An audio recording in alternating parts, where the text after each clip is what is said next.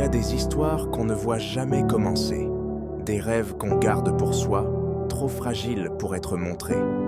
Voici celle de Lina, une fille invisible aux yeux des autres, mais qui portait en elle un monde que personne ne soupçonnait. Lina avait 14 ans. Elle n'était ni la plus rapide, ni la plus brillante, ni la plus populaire. Dans les couloirs du collège, elle passait comme une ombre. Les gens ne la méchantèrent pas, ils l'oubliaient. Et parfois, être oublié, ça fait plus mal que d'être rejeté. Chez elle, c'était le calme, pesant. Un père fatigué, une mère absente et un frère plus intéressé par ses écouteurs que par les silences de sa sœur. Mais Lina avait un secret. Chaque soir, avant de dormir, elle dessinait.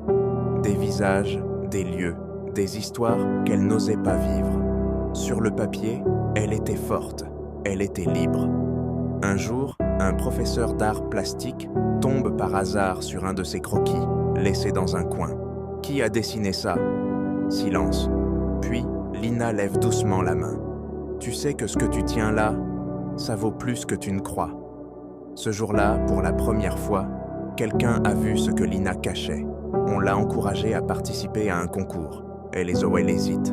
Elle se sent illégitime, trop petite pour faire quelque chose de grand. Elle entend les autres. Lina, sérieux? Elle parle même pas. Mais elle s'inscrit. Elle crée.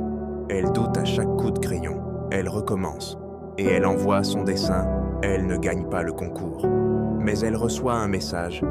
Nous avons été touchés par ton univers. Tu es invité à exposer lors de notre événement. Et là, tout change. Pas brutalement, mais doucement.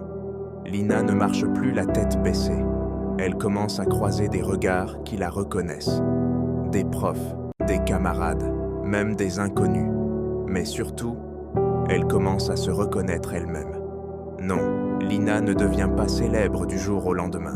Mais elle devient présente. Elle existe, dans sa peau, dans son monde. Et ce qu'elle croyait être une faiblesse, sa solitude, sa discrétion, son imaginaire devient sa plus grande force.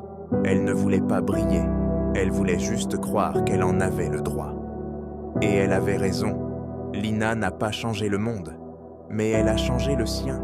Elle a osé montrer ce qu'elle gardait caché. Et parfois, c'est suffisant pour allumer la lumière chez les autres, parce qu'il suffit d'une étincelle pour que tout commence.